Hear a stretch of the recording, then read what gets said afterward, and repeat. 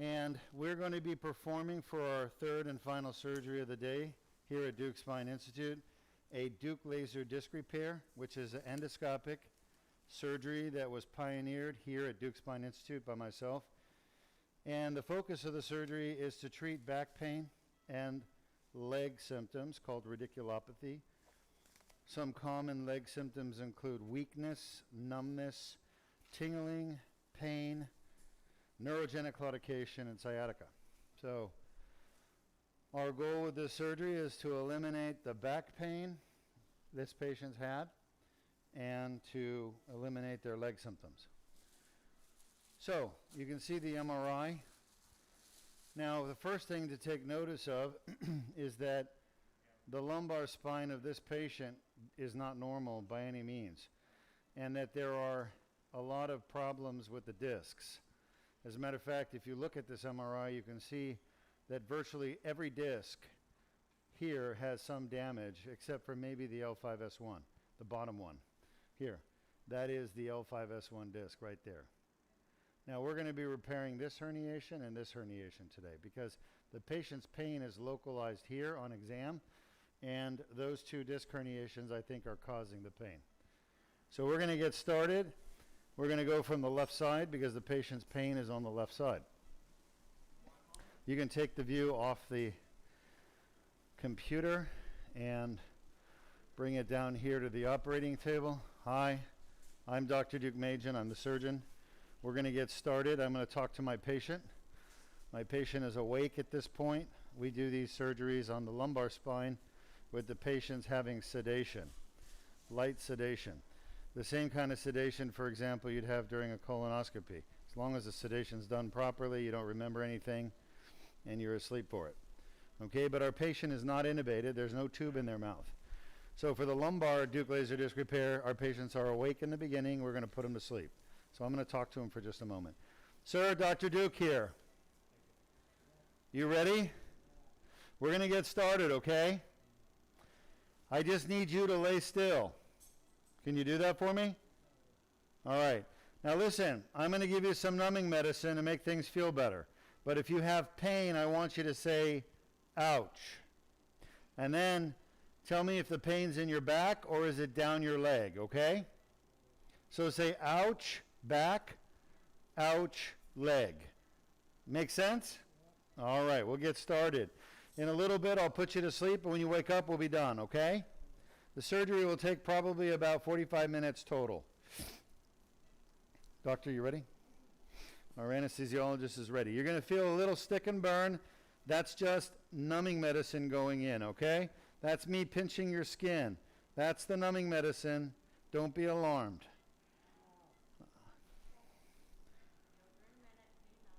I apologize. It'll be over in just a minute. I'm just giving you some numbing medicine. I know. So this patient really has a choice to get rid of their back pain. They could have an open back surgery called a decompression infusion with screws and rods, 5 cc's. Excuse me. Or the Deuk laser disc repair. Now whether I do an open decompression infusion at L3445, or I do the Deuk laser disc repair, which we're about to do, this patient's back pain will go away. Excuse me. I think I'm allergic to work. This patient's back pain will go away equally. So the pain at L34 and 45, I believe, will go away basically 100% with this surgery or with an open fusion with screws and rods and cages. And I do both, and I do both very well. Both of them are done outpatient. But why put yourself through all the pain and suffering of major surgery on your spine with screws and rods when you don't need to? So this patient chose instead to have the endoscopic surgery. It's a 7mm incision. And if you're not sure, you can go to Facebook page Spine Surgery Support Group. That is the Deuk Spine Institute's Facebook support group, and there's a video there comparing the Deuk laser disc repair, which we're about to perform, versus fusion. And you can see the difference in the incision. You can see the difference in the recovery. The Deuk laser disc repair procedure that we're doing doesn't have any metal or implants put in the patient. It's natural. It's a cut in the skin, and then we go down through the muscle, not hurting it, but dilating it. And we pop right into the disc from a side approach that doesn't involve taking any bone out.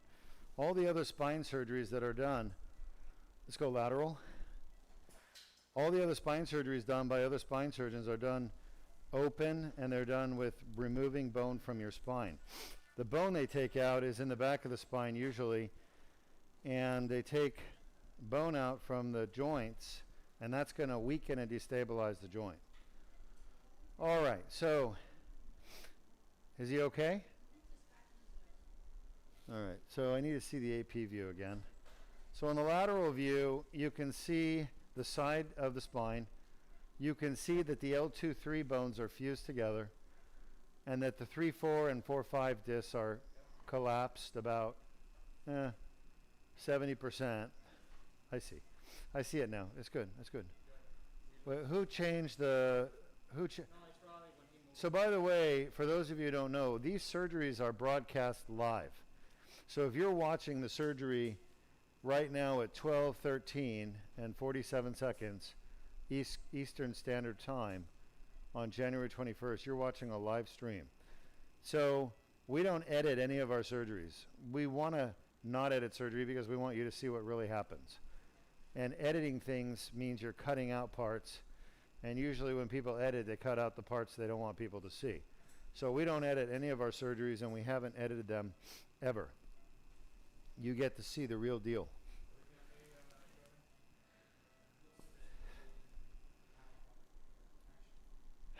So one of the things about real-time surgery is that we have to address real-time problems during real-time surgery. So right now the power went out to our transducer that's sending the image over to the overhead TV screen. And I use that overhead TV screen. Are you comfortable, sir? All right, it's back. It's back. All right, so I just put some more numbing medicine, and we're gonna try this again now that I can see what I'm doing. All right, so we just lost power to the television monitor, sir. Everything's fine, okay? Remember our deal. If you feel pain, you say ouch. Okay, and just say ouch back or ouch leg, and I'll give you more medicine. Shot? All right, so you can see where the needle is. I have like a little fuzz on my nose. Can you wipe it? It's like on the right side. Just wipe your finger along my mask there. Keep going. Yeah, there you go. There's something there, like fuzzy, tickling my face. All right, just wipe to the side. There we go. All right. So, again, this is reality TV. Now, what you can see is the disc at L3-4 and L4-5, and of course, down at the bottom is 5-1. Now, I can tell you right now, looking at this X-ray, he has very short pedicles, and what that means is he has congenital stenosis.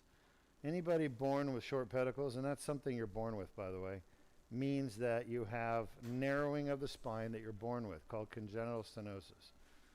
So I'm going to go around the facet and get into the disc through what's called the transforaminal approach. And that's how we start this whole surgery. So now, the thing is, people's facet joints are usually full of arthritis. Do you feel any discomfort there?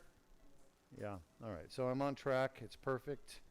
I just have to finesse my way past. And these are literally a millimeter channel. You see how perfect that is, okay? I make it look easy. It's actually very hard.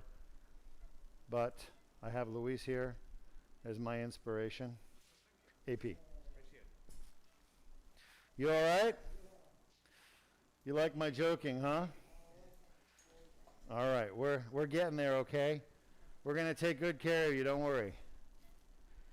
We're just taking a picture. Now we're going to go from the front to back and make sure that everything looks good front to back. Oh, it's perfect. Perfect. All right, lateral. You can see the scoliosis, by the way. If you look at the spinous process on that X-ray, they're kind of offset, meaning the spine's rotated. particularly at the 3-4. Alrighty, you comfortable? So, you know, as we enter this disc, I want to make sure we're not getting any leg pain. How's your back? Good? All right, we're in. In like Flynn, okay? Anybody know what that means? In like Flynn? It's for the old timers. Errol Flynn. You remember Errol Flynn? All right, we're in like Flynn. You know who Errol Flynn is? Right? All right. So now we make our incision because we're in one disc and we're going to get into the next. 7 millimeter incision. So the whole, you okay? That's weird. We gave him some local. Let me give you a little more local, okay? Just relax. Everything's okay. You're doing great. We have Lido with epi. You feel that? All right. I'll get better in just a second. You're doing great, by the way. Everything's okay. I'm just giving you more numbing medicine. You've lost 1 drop of blood so far for the whole surgery. So, isn't that great? All right. You're doing fine. We're going to be able to put you to sleep in about 5 or 6 minutes, okay? I just need you to be patient with me. So why does the patient need to be awake? Well, we want to make sure we don't damage the nerve or hit the nerve. I already made the incision as we're passing through the foramen. So that's the whole secret. You don't want the patient asleep, otherwise you could hit their nerve root and not know it because they're asleep and they won't tell you. And you can't rely on intraoperative monitoring. It's not reliable. Shot? Okay. So I'm going to head up to the next disc, which is 3-4, just below his fusion. Yeah. You want to take another shot? And Jordan, I think it's the other way, to be honest with you. Now remember, just a little bit. This level has rotation. So that's perfect. So basically the vertebral bodies are sitting on top of each other, but because his disc is collapsed and it's twisted, well, it collapsed and twisted. It didn't collapse straight down, it twisted. So he's got scoliosis as a result of that twisting. We're not here to fix the scoliosis. We don't need to fix the scoliosis. Fixing the scoliosis won't fix his pain. So we're leaving that alone. That takes screws and rods. And we're trying to avoid that kind of surgery here. So we're going to fix his pain here without fixing his scoliosis. Shot? Now how do I know that's possible? Because I've been doing it for years without fixing the scoliosis. Now when you get higher up towards 3-4, you want to move more medially. You want to start more medially. Shot? You don't want to start so lateral. Is that it? No? Okay. I need to aim a little bit more higher, up towards his head. We call that cephalad. Cephalus means head. Shot? Still not happy with that trajectory. You okay? Shot? Huh? All right. He said fine. Shot? You want some popcorn? Yeah. Are you hungry? Yeah. I bet you are. We're going to be done before you even know it. Shot? We're just about where we need to be. Once I get here, where do you feel that? In your back. That's your facet joint. Just, okay. Where do you feel it? All right. Just try to take it easy. I know it's uncomfortable, but almost done. Yeah. Yep. I'm right on his herniation. Shot? I'm right in the foramen. It's perfect. See, why do we buy anything? Why do I buy the most expensive fluoros in the world, the Siemens? Because they're the best fluoros in the world. If you had a GE or some other piece of garbage, then you wouldn't see that beautiful picture that we're seeing. We know exactly where I am with the needle tip, and I can see it clear as day. Now with other fluoros, you don't have that view. Shot? That's why you want the best, so you get the best results.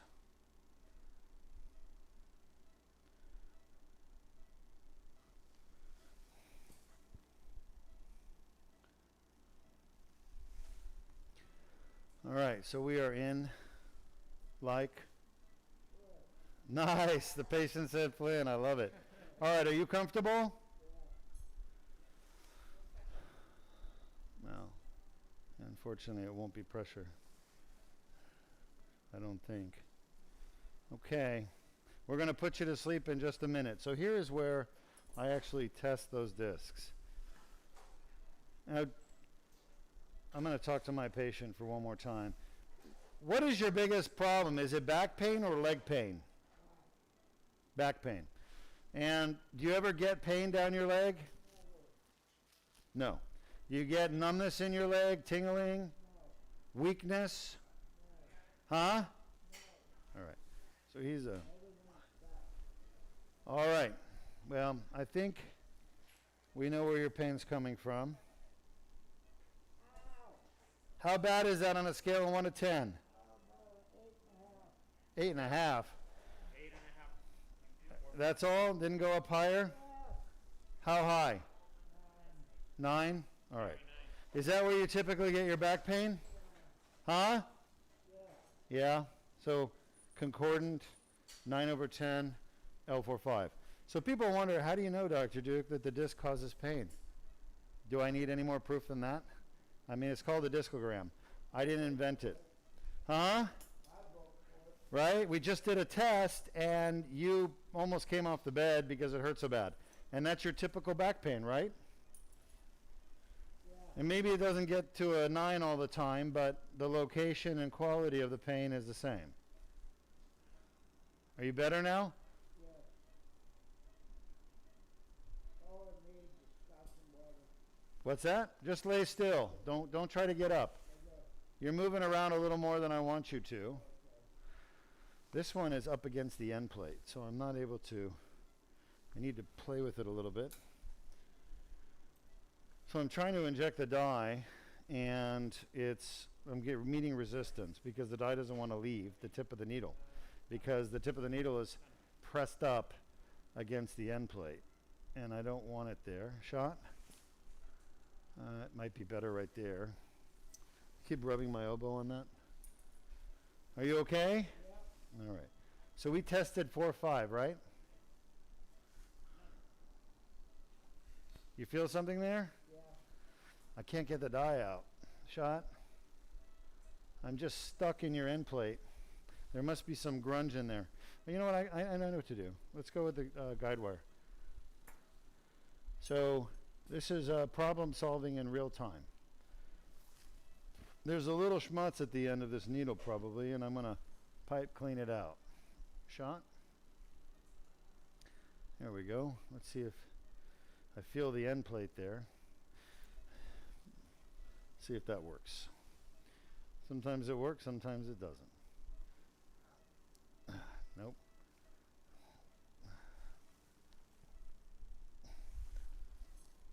There's too much scar tissue in that disc. That is quite interesting. Let's see if I can move it back a little bit. Shot.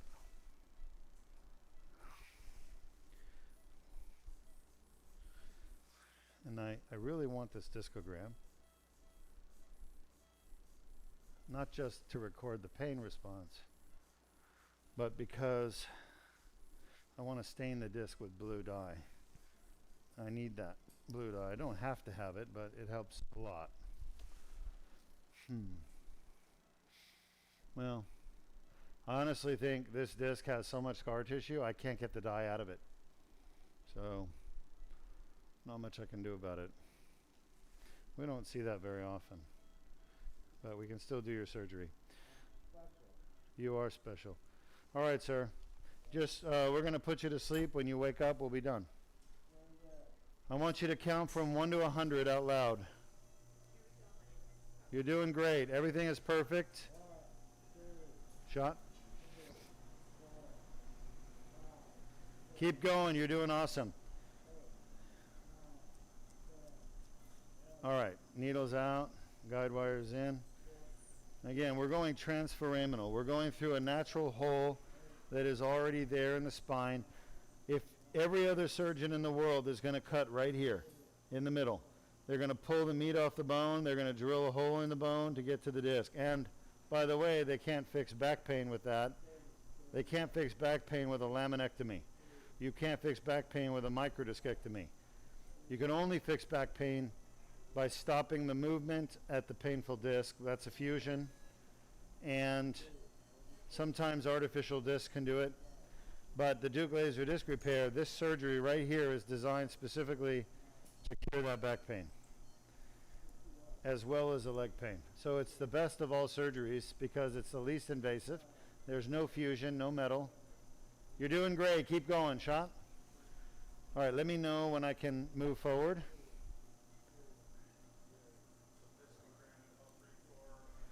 I was unable to do the discogram at 3-4.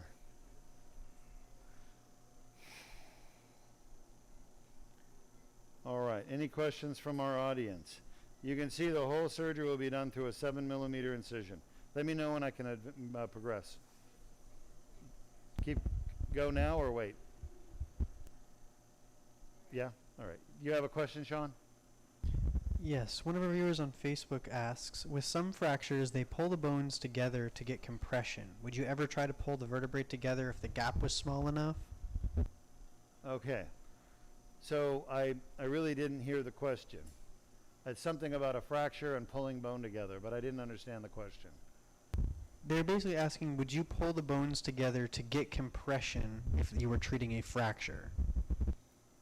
Okay, so if we're treating a fracture, would I try to compress the bones together? The answer is no. The fractures usually happen with the vertebral body. And the vertebral body fractures we treat usually with a kyphoplasty. Stay there. We don't treat it with laser surgery. And then if there's a fracture in the back of the spine, it's called a pars fracture. If I'm trying to fix a pars fracture, I wouldn't do this procedure either.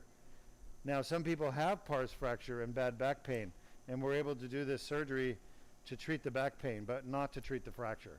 Shot? So no, there would be no compressing the spine. Shot?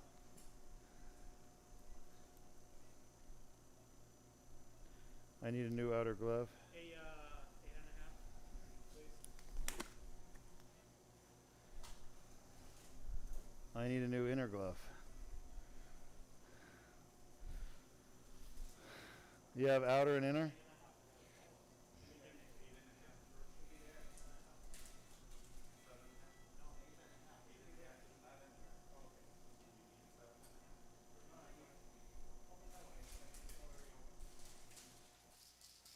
What's the deal? Are you getting another 8.5 or what? Is that an outer or inner? Luis, I need an answer.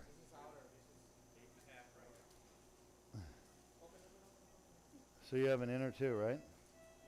Should I take my glove off? All right. So I'm just changing my glove because there's a tiny little hole that occurred, which is extremely rare. For those of you who watch me do surgery all the time, I think I get one hole every 5 years. So, but I was using the mallet and the impactor on the dilator, and my glove got caught between the two pieces of metal as I was hammering, because I had to hold them there so I could direct it properly. Anyway, the glove got pinched and a little tear happened. So we're okay. I just have to change my glove. That's not the right one, the outer glove over there?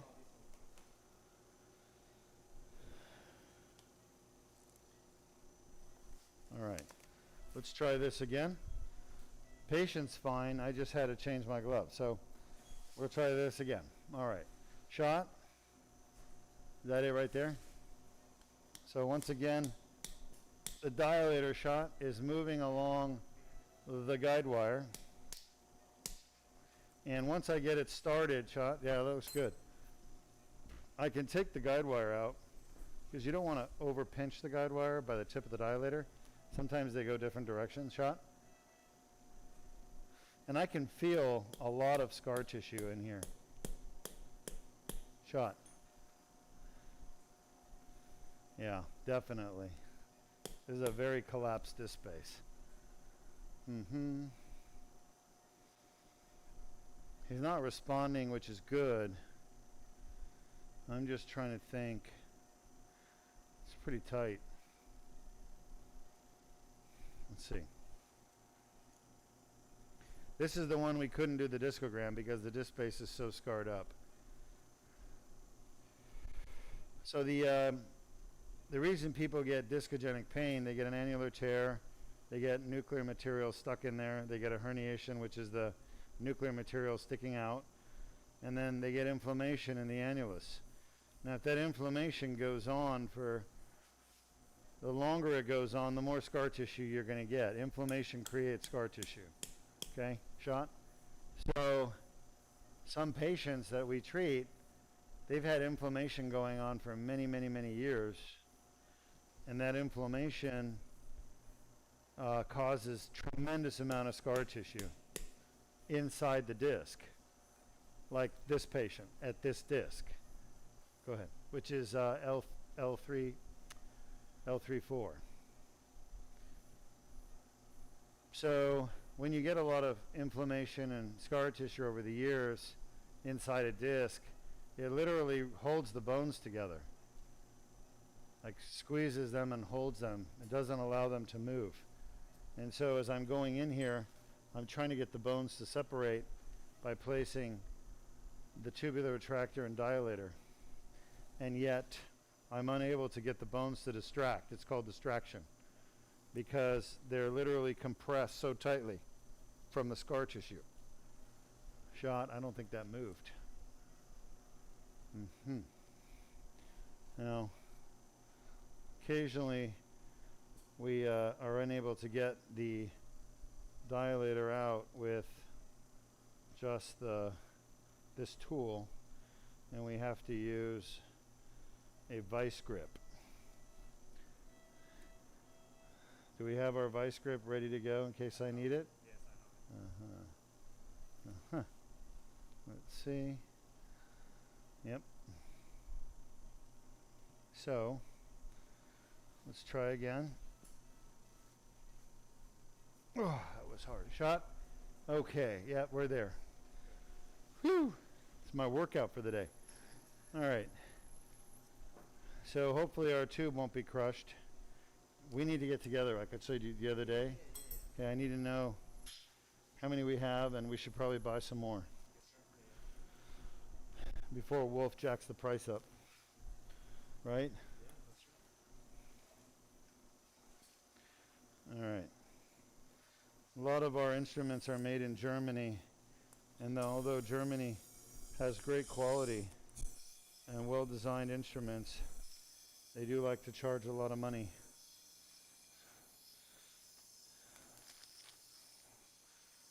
All right, we're gonna head down. I don't expect there to be much work to do down at this disc because laser, there's a little bit of tear right there. I'm gonna zap, annular tear. Now, whenever we have really collapsed discs like this, a lot of times you won't be able to see as well because there's some blood in the irrigation. And I'll hopefully get a better picture for you, but right now I don't have a great view for you. Now fortunately I've done this a couple of times. Actually, if you want to know the truth, I've done 1200, and the average of, I want to wipe the scope. I think there's a little bit of blood or a little like air bubbles or something on there. I've done 1200 cases, more than 1200 now, and every case I average about 2.5, 2.4 discs per surgery. So I would say easily I've done over 2,000, maybe 2,500 discs. I shouldn't have worn my new shoes today. They're getting a little wet. Now look how collapsed that disc was, but even then it's still, it's very collapsed, but there's still this little bit of herniation right here that's causing all that problem for the patient. And you can see there's virtually no disc left, but the little bit that's left, there's probably only 10% of this normal, when it was normal disc many years ago, probably only 10% of that disc volume is left. And that little 10% happens to be pretty painful. There's a piece of herniation right there. Now remember, we're inside the disc at L3-4. And there's my grabber, my good German grabber. And I'm taking out little pieces of herniation. And again, there's not much to take out. So one thing that those of you who have watched a lot of these surgeries, hopefully you recognize by now, is that every disc is a little different in terms of how much herniation you got to take out. Some, it's a lot. Some, it's very little. In this case, it's very little. Oh, laser? Now, when I go back in, you just pop it on. Thank you. All right. So, remember, this is the disc I couldn't get the discogram material, the blue stuff in, but you can still see I was able to get some in, just not a lot. Now it looks like there's more space in here. I should have been able to get more. But the reality is that when I put the needle in, it was more collapsed. Now it's more open because I put the dilator in the disc space, so it kind of opened it. Now let's hope and pray we can get this tube out. We can. That's good. One time I had the tube stuck. That was a long time ago. Got stuck in the disc space. So I put the dilator back down and I grabbed both of them and pulled them both out with a vice grip. It worked, but the tube was bent and we had to bend it back. If I had just grabbed the tube and pulled it out, I would have destroyed the tube. And who knows, a piece may have broken off. So you actually have to put the dilator back in the tube, then take both out. Just about done on this one. Like I said, not much to remove. And the other thing, for those of you who haven't watched a lot of these surgeries, you'll know that the size of the herniation or tear does not equate to how much pain the patient has. Any grade 3, 4, or 5 tear can cause horrible pain, or it can cause no pain, and everything in between. So we don't treat herniated disc because somebody has one. We treat herniated disc because they have a herniated disc, and that is the cause of their horrible pain they want to get rid of. Okay? All right, just about done here. And again, I apologize for the poor view from the little bit of bleeding we're getting from the end plate. But we're pretty much done with this level here. That's the epidural space. May want to zap just a little bit here. It's a pretty sensitive area for him. Can feel it twitching a little bit. Oh yeah. All right. Let's see. Looking good. That's where all the pain is, just in the back of the annulus here. Right where the annulus meets the posterior longitudinal ligament. Deuk Spine Institute is really the leader in the world in endoscopic spine surgery. We're the only place in the world that you can get cervical, thoracic, and lumbar endoscopic surgery done. If you think the lumbar incision is small at 7 millimeters, done. The cervical and thoracic is 4 millimeters. It's actually half of this size. It's incredible. Very, very tiny. You haven't done one of those. Wait till you see one of those. It's amazing. So this looks like a shake straw. The straw for the cervical and thoracic endoscopic procedure looks like a coffee straw. All right. So we're done with a really collapsed 3-4 disc. Next, we're going to do the 4-5. Got it? Okay. Let's get the fluoro in. Watch your shoulder there. Any questions from our audience, Sean? None so far. All right.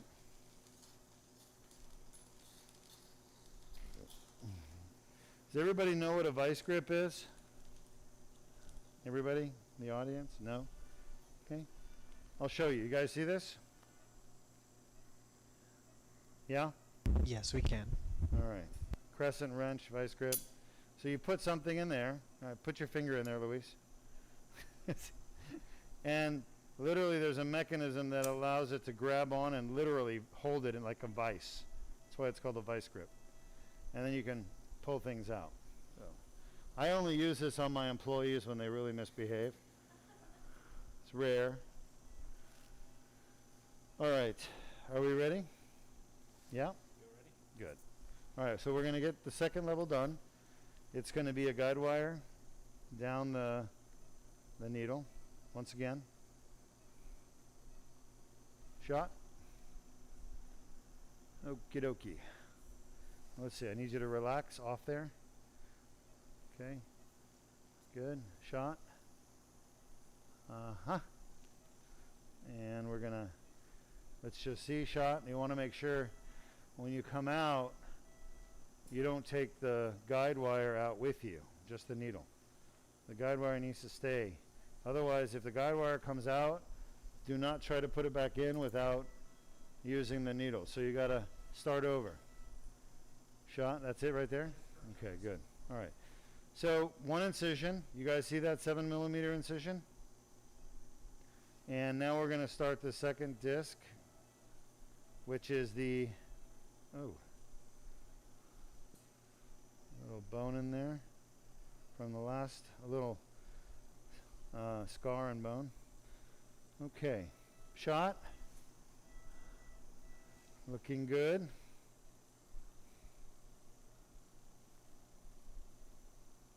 Shot. All right, so guide wire has stayed anchored inside the disc space, which is what we want. I don't want it to accidentally advance into the abdomen. So I'm pulling it back just a little. All right, so let's see where we are. The tip of the dilator is at the back of the disc. This is the L45 disc.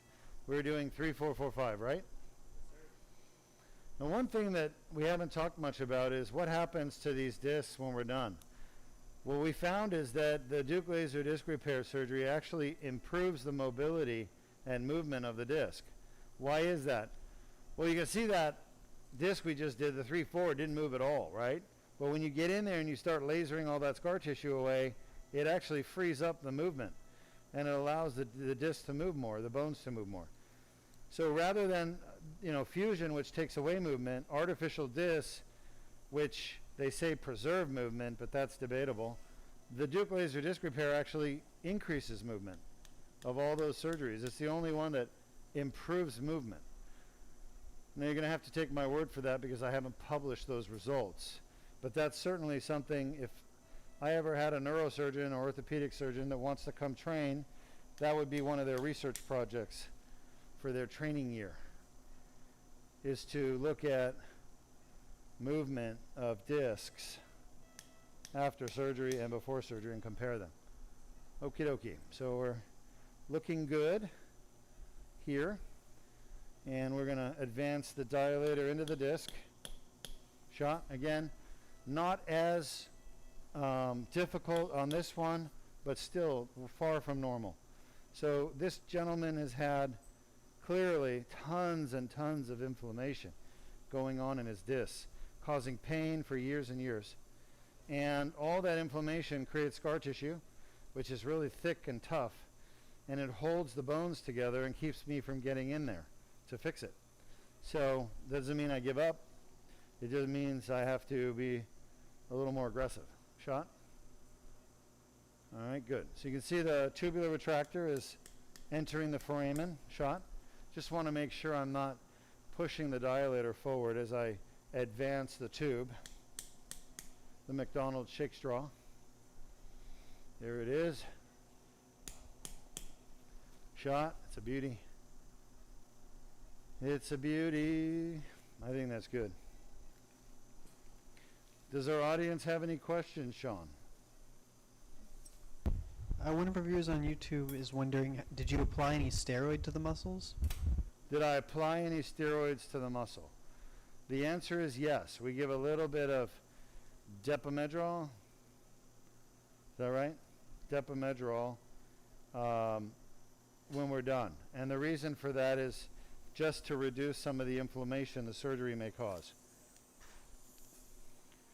So we do apply a little bit topically. All right. All right. Last one. Last patient. We got done early. I may have to slow down, get my money's worth. I'm just kidding. I'm just kidding. I love our anesthesiologist. She's awesome. It's our first time working together this week, and she's like, honestly, I hate to say this, Dr. Santiago, if you're listening, but she's as good as you, maybe. I don't know. Obviously. Huh? Yeah. I thought maybe he had something real special, but now I see you have it too. All right. Having a really good anesthesiologist is very important to do any surgery. And we got lucky. We found a couple of good ones. All right, so a little hazy. That's not Los Angeles smog you're seeing. It may be some stuff on the end of the lens. I want to take it out and just check it. Luis, let me see. Let's see, Luis. I think that's better. Okay, we're going back in. There it is, much better. Okay, look at that herniation just wedged in there, just stuck in the back of the disc. We're going to go in and give it a hand, or I should say a pituitary, and grab it and pull it out. That's one of the bad guys, folks. Herniated nucleus pulposus. Just sitting there in the back of the disc because I shoved that piece back in the disc when I put the dilator in. So it's much safer and easier to get it out when it's inside the disc rather than when it's in the foramen. So this is a great technique. It's very safe and effective. The Deuk laser disc repair. Now, remember, we haven't taken a single bit of bone out of this patient's spine. Had this patient gone elsewhere, they would have had a microdiscectomy or even a fusion, most likely a fusion. And the fusion would be with screws and rods, very painful, very long recovery, unless he had it done here with me, where it's outpatient. It's still painful though. But everywhere else in the world, fusions, say of 2 levels with interbody cage, reconstruction, osteotomies, posterior and interbody fusion with instrumentation, you're going to be in the hospital for at least 3 or 4 or 5 days with blood loss and lots of pain and lots of narcotics. So we're doing this surgery with a 7mm incision, no narcotics after surgery, and no fusion or metal, so no hospitalization. Our surgeries are all done outpatient in our surgery center, free of communicable diseases, which is why we've not had a complication in now 8 years we've been doing these surgeries. 8 years this year. 8 years? Let's see, 14, 21. Sorry, going on 8 years, so it's really 7.5 years.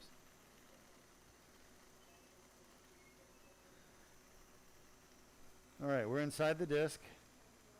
Now this is a little different, right? Remember the last disc? There was really nothing in there. So that disc was a little further along in terms of degeneration. This disc is a little more alive, so to speak. So we still have to get rid of the free fragments, the pieces of disc material that are just floating around. We don't want them to pop out later on when the patient gets up and starts walking around. So you want to get those guys out. The rest of this stuff is still functional disc, albeit degenerated, but still functional. And I'm not going to take his whole disc out. My goal here is not to take his disc out. My goal is to leave the disc there. God put it there, I'm leaving it there. My job is to get rid of the part of the disc that's squeezed out through the tear and to clean up the tear so it heals properly without pain. That's what we're here to do. So, and that's that part right there. You all see that? Right in the back of the disc in the foramen. That is the annular tear that hurts. And the nuclear material stuck in there right there. We're zapping it away with a laser. Okay? Don't try this at home. Just because you saw me do one doesn't mean you're ready. You need to be trained if you want to do this stuff. Training takes a year, a full year. Anything less than a year is irresponsible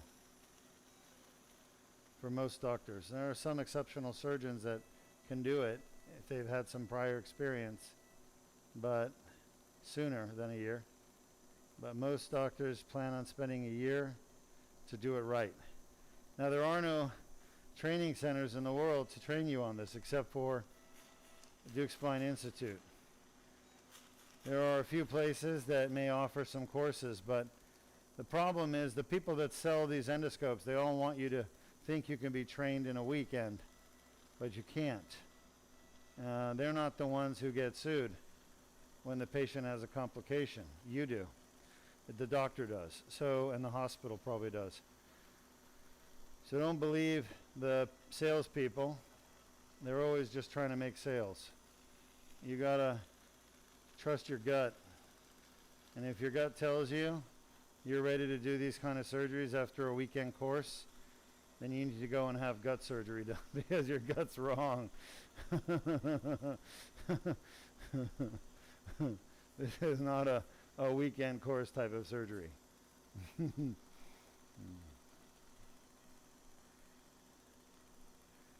need a gut check, and you need to check your license in back at the Board of Medicine because you're not going to have it for very long. These surgeries look easy and fun. They are fun because I make them fun. I could also make them unpleasant if I wanted to and act like a typical neurosurgeon. Shut up, Luis. Stop doing that. What's wrong with you? Huh? I'm talking to you, Monica. But give me some instruments to throw. The problem is there's just not a lot of instruments we use during the surgery, so there's really not much to throw at people. So my staff keep the instruments away from me. Huh? The sharp ones? So the reality is we're pretty much done. The reality is it is fun when you're actually curing disease, curing pain, and you're doing it in a way that is revolutionary and safe and effective, and patients love it. You become their hero, and it's a wonderful feeling. My whole team and the anesthesiologists, they're all heroes today because we fixed 3 people that will be out of pain for the rest of their life. All right, guys. I think I'm done. Let me take this out. You can see some fat up there at 12 o'clock. We'll see if we can see the nerve. I think that might. It's kind of hard to tell. It looks like it's just connective tissue outside the nerve. That's where the herniation was. It's now gone. We're done. So I expect his back pain to be gone. We'll check on him in recovery. In the meantime, type up your questions. I'm going to show you the incision in just a moment. And then I'm going to leave here. I'm going to come answer your questions, so type them up. And then we're going to go see our last patient, the 2-level laser that we just finished an hour and a half ago. And we're going to send her home. And we'll see how she's doing, okay? Curing back pain, curing neck pain every week. That's what we do here at Deuk Spine. We want to spread the word so everyone learns and knows it can be done safely and effectively. But you have to travel. That's the downside. Until we actually open more Deuk Spine Institutes around the world, which we will do someday. All right, so I'm going to show you the incision. Just to highlight what we did. Remember, we have to hold pressure. We want to avoid intramuscular hematoma. It comes from venous bleeding. All you need is 10 millimeters of mercury pressure, unless, of course, they have high central venous pressures. which we don't expect this patient to. So I'll hold 15 to 20 millimeters of mercury just to be safe. Well, everybody, 3 surgeries done by 1 o'clock. That is excellent. I'm very pleased.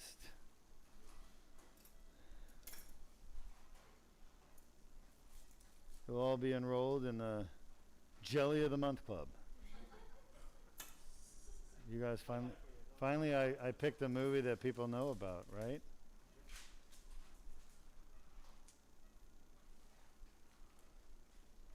Okay, you guys ready, Sean, to take a look at this thing? Yep, we can see There it. it is. Voila.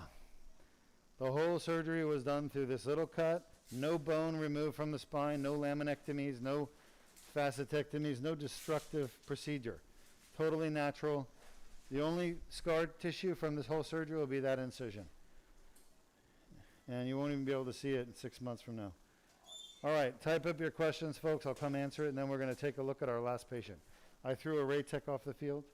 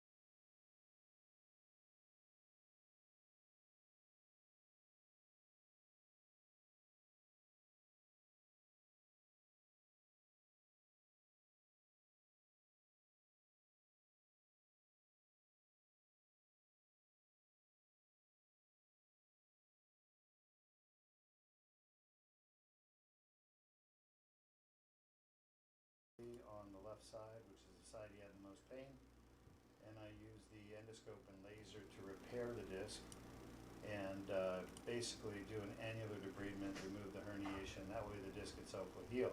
It takes a year to fully heal the disc so it doesn't get re-injured again. But the pain usually goes away immediately. And I'm going to take you over to our recovery room in a little bit, and we're going to go see our patient that we just did laser surgery on. She had a L5-S1 and L4-5 disc herniation on the right side, and she's ready to go home in about 5 minutes. So we're going to shut down this live stream. We're going to head over there, and we're going to send her home. Okay, we'll see if she agrees to being videoed. In the meantime, we did have a question. Do we operate on famous athletes? The answer is yes. We don't discriminate against anyone, right? So whoever wants to come and have surgery done, happy to take care of them. The only issue is that if we have a patient whose weight would restrict our ability to do the surgery, or if they have some kind of a really severe medical problem and they're basically really, really sick and couldn't tolerate the surgery. So those are really the only two types of patients that we wouldn't be able to help with the laser surgery. Everyone else with a herniated disc and pain, we're able to fix. Those patients with weight, they would have to be about 500 pounds or heavier. Once you get to that weight, it's really hard to do the surgery. We don't have the right equipment. The tubes that we use and the instruments we use, well, they're only so long, and they're really not designed for people that are over 500 pounds. So we've had patients up to 400 pounds, maybe even a little over 400 that we've treated effectively and safely. But, you know, we've almost never had to turn anybody away. So patients love the surgery. They do fantastic. We're done for the day. We're going to go check on our patient in recovery. And then this one, of course, that we just finished, we'll check on her as well. Sorry, him as well. Any questions? All right, great. Well, I hope you enjoyed the surgery, and we'll be back next week. What day are we doing surgery next week, Sean? Tuesday. I believe Tuesday. So if you're interested in watching more live spine surgery, do we have anything exciting coming up next week, surgery-wise? PCDF and 1 DLDR. Oh, posterior cervical. By the way, let me show you what I've got you all here. Let me show you a little bit about the alternative, which I talked about during the surgery, which is spinal fusion, okay? So normally, I got my models here. Normally, this is the lumbar spine. And this part of the spine is called the tailbone or sacrum. The first bone above the sacrum is L5. And then the next one is L4, L3, L2, L1. And then it goes into the thoracic spine. Is it okay? Am I looking good here? All right. So the most common disc herniation to cause back pain, with or without leg symptoms, is the L4-5, this guy right here. And once again, what I was telling you all before is that herniations or tears and herniations that are on the side of the disc, this would be the side, or the front of the disc, this would be the front, they don't cause pain because the nerves that go here, the sensory nerves, they are called visceral afferent nerves, VA, visceral afferents. And they go to parts of the brain that your brain can't really tell when those nerves are activated. They can't tell where the pain's coming from. It doesn't map out anywhere in the body. So your brain doesn't even know when there's a tear and inflammation in this part of the disc. Now, in the back of the disc, back here, there's a special nerve called the sinovertebral nerve. Sinovertebral nerve. How's this? Good? So the sinovertebral nerve literally comes out of the foramen dorsal root ganglion, and it comes back and it innervates right here. So it does all the sensation to the back of the disc. Now, when you get a tear in the annulus here, in the back of the disc, and the jelly is squeezed out a little bit, kind of like right here, I'll show you, okay? Like this guy right here, y'all see that? Sean, how does it look? Right on center. Huh? Right in center. So when you have a tear, see the annulus here, holding the jelly, the red jelly in? When you have a tear right there, the jelly squeezes out through that tear. Tears in the back of the disc, and this is kind of in the center. In reality, it's usually to the sides, okay? When you have a tear in the back of the disc and you have the jelly squeeze out, the nerve fibers in this area, from here to here in the back of the disc, side to side, they're called somatic afferent fibers. And they carry nerve signals all the way up the spinal cord to a part of your brain, on the opposite side actually, called the primary sensory cortex, primary somatosensory cortex. And if you understand the anatomy of the brain, then you'll know there's a sulcus that runs right here, all right? And in the front of that sulcus is the primary motor cortex that's responsible for movement on the opposite side of the body. And on the back side of that sulcus is the primary somatosensory cortex. It's part of the parietal lobule. And that part of your brain maps out like a little man with your fingers, your arms, your face, and your trunk, and your legs and feet, including your back and neck. And any impulses to the primary somatosensory cortex from nerves in the back of the disc, it tells the brain exactly where the pain is. And that's why people have chronic back and neck pain. Okay? This is something that has mystified doctors for years and years and years. But we figured it out here at Deuk Spine Institute. That's why annular tears in the back of the disc cause horrible pain that patients can feel. They know exactly where it is. They'll put their finger on the worst spot during the exam because it maps out to the part of the brain that allows you consciousness to know where the pain's coming from. Okay? Now, let's get back to this, this spine, this lumbar spine. I told you the alternative to fixing this patient's pain that we just did would be a fusion. And fusions involve screws and rods, okay, which you can't really appreciate just what's going on here unless I show you this model, okay? So I'm going to replace the spine with the model here. Now, if you look carefully, you'll see there are screws that literally go into the bone and travel all the way to the front of the bone. Now, for those of you who watched my fusion surgeries on the lumbar spine, we just did one, was it last week or the week before? Yeah, last week we did a fusion. You saw me put these screws in, okay? And you put them in, these are called pedicle screws, and then you connect the screws together with rods. Rods and screws connect together, and what that does is it makes the bone so they can't move anymore. They're solidly held together. We call that instrumentation. And then we put cages in, like this cage right there, okay, to recreate curvature of the spine. Now, this fusion surgery would work, if I did it, just as well as the laser surgery. But the incision is huge. The pain from the surgery is massive. The muscles never really fully recover, and people get back pain for months after the surgery, just from the surgery. Not from the hardware, but from the actual surgery. So why put somebody through screws and rods, cages, fusions, big incisions, lots of pain, when you could do endoscopic laser surgery, okay? Where we can just enter through the foramen, okay? The foramen is this hole right here. We enter through the foramen, okay, just like that. And using this tube, I can get inside the herniation. I use the laser to basically burn it away and clean up the annular tear. All done with a 7mm incision. That's the magic of the Deuk laser disc repair. It works great. We've had no complications in 15 years. And you can see there's basically bloodless surgery. And everybody goes home an hour after the surgery. So let's go check on the next patient, the one that we did second today, and see how she's doing.